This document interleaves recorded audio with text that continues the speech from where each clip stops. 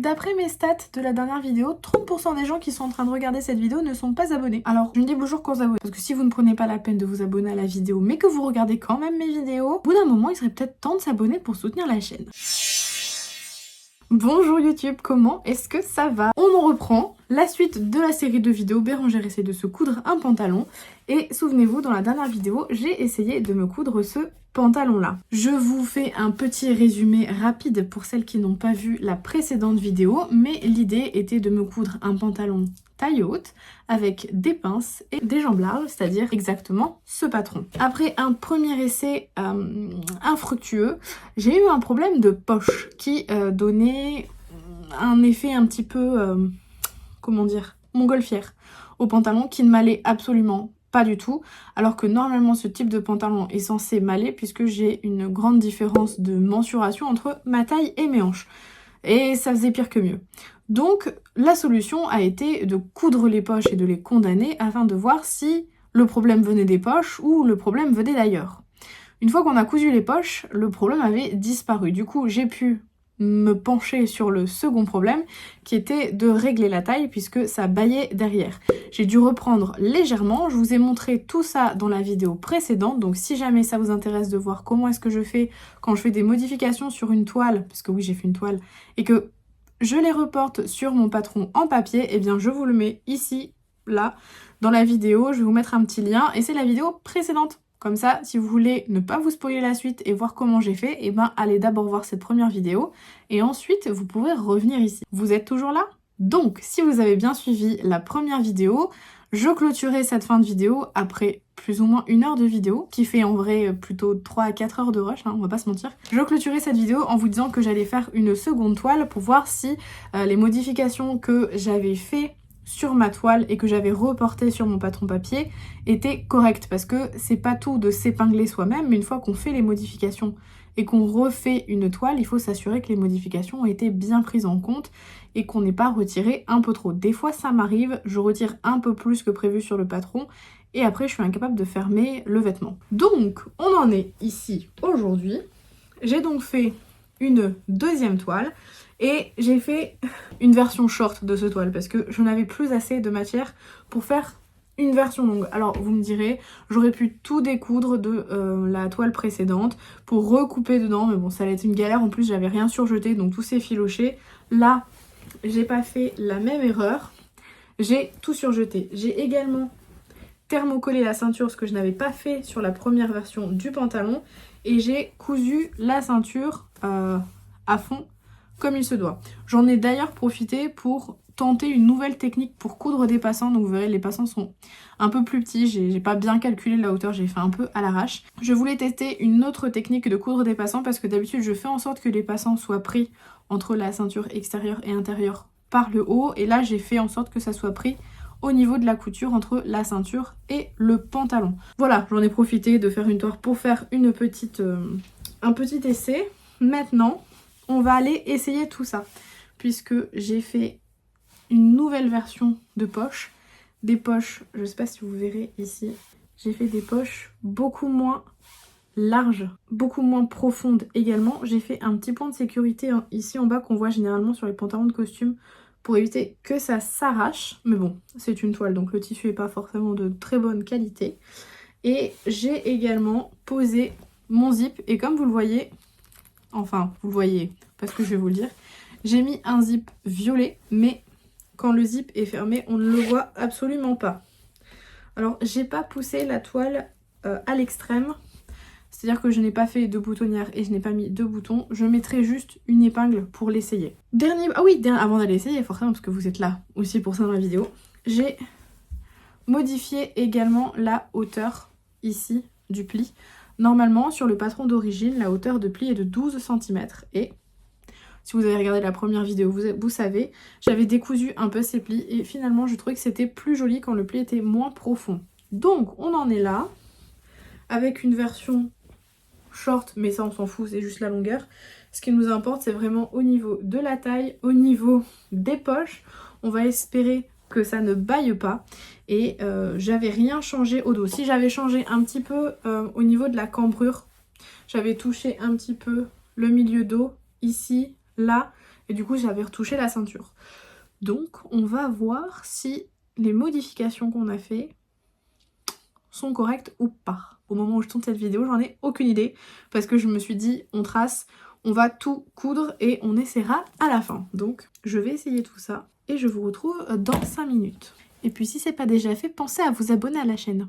Bon, une bonne chose, déjà je rentre dans le short, enfin dans la version short du pantalon parce que les jambes ça change pas grand chose. Là maintenant il faut que je mette la petite épingle. Parce que par flemme et par gain de temps, j'ai pas voulu faire de boutonnière. Mais du coup, pour voir si ça tient bien, sans boutonnière, c'est un peu compliqué. Alors, vous m'excuserez le style approximatif que j'ai dans cette vidéo. Mais étant donné que je porte une robe et que je ne tiens pas à ce que ma vidéo soit censurée ou mise dans une catégorie annexe, je garde le haut de ma robe et je ne reste pas en sous-vêtements. On va regarder ce que ça donne. Je suis en train de me voir dans le retour de la caméra et je trouve que ça a un petit style Indiana Jones. Vous me direz ce que vous en pensez, mais gardez en tête que c'est un tissu de toile, ce n'est pas mon tissu définitif. On est donc sur un rendu comme celui-là. Alors le truc qui dépasse là, c'est mes collants, donc on s'affole pas. Déjà au niveau de la taille, c'est correct, ça tombe bien au niveau de ma taille. Le bouton tient avec une épingle, il n'y a pas de bouton. Les plis sont plutôt sympas. Moi, j'aime bien cette longueur-là. Je préférais la version longue, en fait, quand je le cousais. Mais avec le retour caméra, quand j'ai fait le montage la dernière fois, je trouvais que les cours, c'était mieux. Donc, j'ai laissé en cours. Je peux mettre mes mains dans les poches. Au niveau de la longueur, bon, ça sert à rien que je vous montre parce que c'est un short, on s'en fout. Mais au niveau des poches, on est pas mal. Et si on regarde au niveau du côté, je n'ai plus ce problème de poche qui bâillait comme ça. Je trouve une poche plutôt bien plaquée. J'ai fait qu'une sous-piqûre, mais peut-être une sur-piqûre, ça serait mieux. Mais je trouve que c'est plutôt pas mal. Et je vais remonter derrière pour vous montrer la ceinture dans le dos, ce que ça donne. Je vais voir en même temps que vous. Mais on est plutôt bien plaqué ici au niveau du dos. Ça me paraît pas trop mal. Ça baille beaucoup moins que précédemment. En tout cas, je trouve. Au niveau des modifs, je suis plutôt contente de moi. Parce que l'allure est quand même beaucoup plus flatteuse ainsi que dans la précédente vidéo. D'ailleurs, je vous remettrai à l'écran ce que ça a donné avec la version pantalon. C'est plutôt sympa. Il n'y a pas de moustache disgracieuse. Ça va. On s'occupe pas de la longueur pour le moment parce que j'ai fait une version courte car j'avais plus assez de matière. Mais je suis plutôt satisfaite du fait que les poches soient là. Parce qu'un pantalon sans poche, c'est pas un pantalon pratique. Les poches sont ici. Les plis ici sont sympas. La ceinture me sert pas trop. Elle est bien comme il faut. Elle tombe bien au niveau de ma taille. Dans le dos également, j'ai pas de plis bizarres.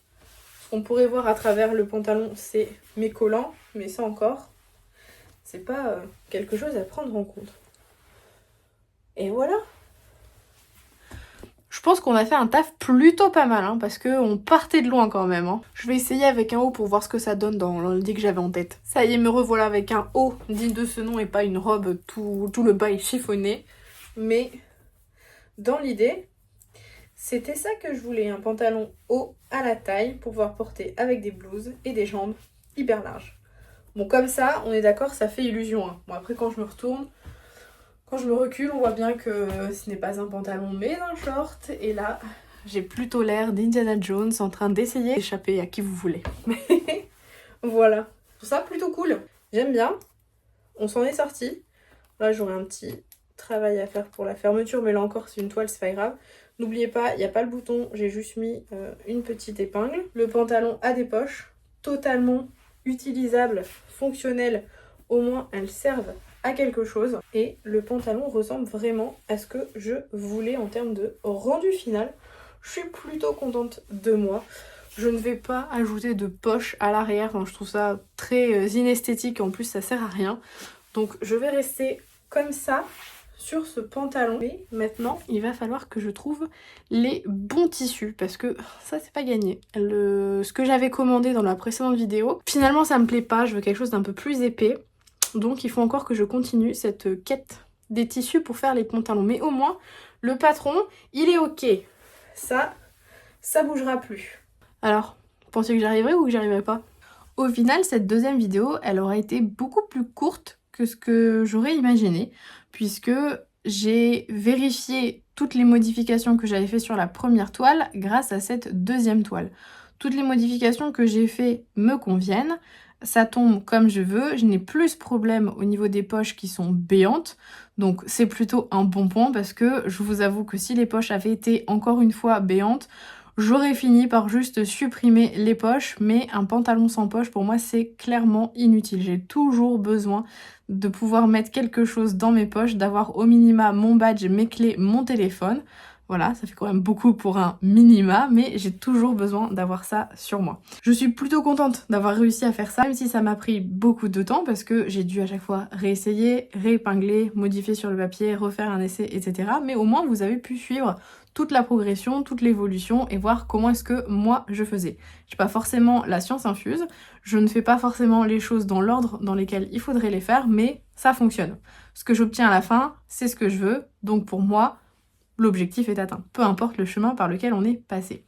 Ce que j'aimerais faire maintenant dans une troisième vidéo, parce que clairement j'ai pas le temps de la faire dans cette vidéo là, c'est vous montrer maintenant comment je vais coudre mon pantalon. Parce que comme je voulais faire des essais de toile, que je voulais trouver les modifications à faire pour qu'un patron tombe correctement sur moi, sur ma morpho avec mes mensurations, je n'ai jamais filmé comment j'ai cousu les poches parce que j'ai fait plein de modifs sur les poches. Je ne vous ai pas filmé comment j'ai posé le zip parce que j'ai fait un truc un peu à ma sauce mais en vrai qui fonctionne hyper bien. Donc je suis plutôt contente.